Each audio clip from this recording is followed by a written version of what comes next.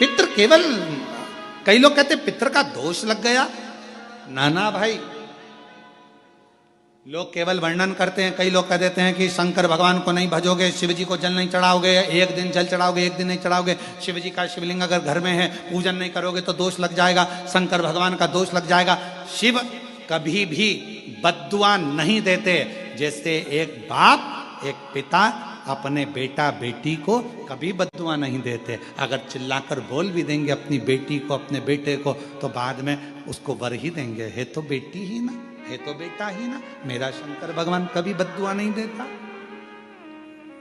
मेरा शिव कभी बद्दुआ नहीं देता, मेरा वो घड़दानी कभी अपशब्द नहीं कहता, वो तो वर देता।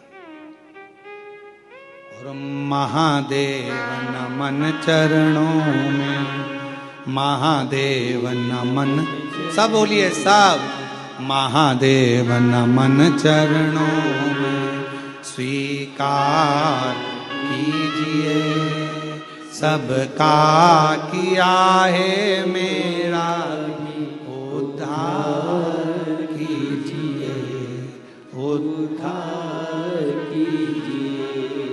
हे त्रिपुंडधारी, हे त्रिशूलधारी, हे त्रिपुंडधारी, हे त्रिशूलधारी। चरणों में तेरे बाबा जी पावन है चारों धाम, चरणों में तेरे बाबा जी पावन है चारों धाम। तेरी देव करते वंदना पूजे हैं सीताराम, तेरी देव करते वंदना पूजे हैं सीताराम। हो जाए पूरी कामना, हो जाए पूरी कामना, वरदान दीजिए, सबका किया है मेरा भी उद्धार कीजिए, उद्धार कीजिए। हे त्रिपुंडधारी, हे त्रिशूलधारी, हे त्रिपुंडधारी, हे त्रिशूलधारी।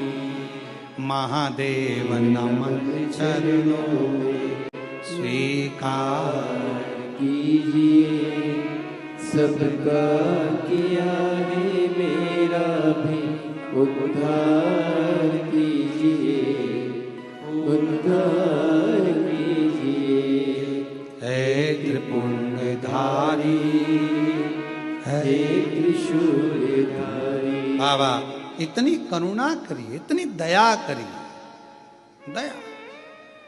कोई कहे तुमसे कि तुम्हारे यहाँ पितृदोष लगा है, कोई कहे तुमसे तुम्हारे यहाँ काल सर्प दोष लगा है, कोई कहे तुमसे तुम्हारे यहाँ वास्तु दोष लगा है, कोई कहे तुमसे तुम्हारे कुल देवी देवता का दोष लगा है। एक काम करा करो, एक चावल का दाना घर से लेकर गए, 16 दिन श्राद्ध में जब से कथा सुनी है उसी दिन, उसी पल, उसी घड़ी या दूसरे दिन से प्रारंभ कर दो। कोई कहे पितृदोष है, कोई कहे कालसर्प दोष है, कोई कहे वास्तु दोष है। एक चावल का दाना श्राद्ध पक्ष में साथ लेकर जाओ, घर से एक लोटा जल भर कर लेकर जाओ। पहले चावल का दाना शिव जी को समर्पित कर दो, उसके बाद एक लोटा जल धीरे धीरे बाबा का मंत्र उच्चारण करते हुए पंचाक्षर षडाक्षर या श्री शिवाय नमस्तुभ्यं बोलते हुए और अपना गोत्र बोलकर, नाम बोलकर जल समर्पित करना प्रारंभ करो। धीरे धीरे आपको खुद लगेगा कि मेरे घर का सारा दोष समाप्त हो गया है, सारा दोष, सारा दोष समाप्त। पितृपक्ष में जितना शिव की आराधना कर सकते हो, नवरात्रि में जितनी शंकर की आराधना कर सकते हो उतनी करो। शंकर की आराधना करने से नवरात्रि में शक्ति का बल बढ़ता।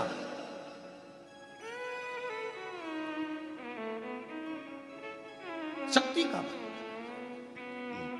क्यों गुरुजी नवरात्र में शंकर जी की आराधना क्यों करना चाहिए? हमने कहा अगर माता रानी से जो मांगना है तुम्हें। अगर तुमने नवरात्रे में शिव जी की आराधना करिए, शंकर की कथा सुनिए, शंकर की आराधना करिए, शिव स्तुति करिए, शंकर को एक लोटा जल चढ़ाया, मां आद्य शक्ति तुम्हारे पर कृपा करेगी। क्यों?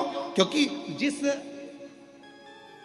जिस स्थान पर शिवलिंग रखा होता है और जो हस्त कमल है वो मां पार्वती, जगत जननी, दुर्गा, भवानी है। जब हम जल चढ़ाते हैं, मां आद्य शक्ति, अंबा, जगदम्बा, 64 योगनियों पर वो जल चढ़ जाता है और जगत जननी नवरात्र में प्रसन्न हो जाती है। वो जल की इतनी महत्वता है। आद्य शक्ति को प्रसन्न करना है, नवरात्र में शिव जी को जल चढ़ाओ।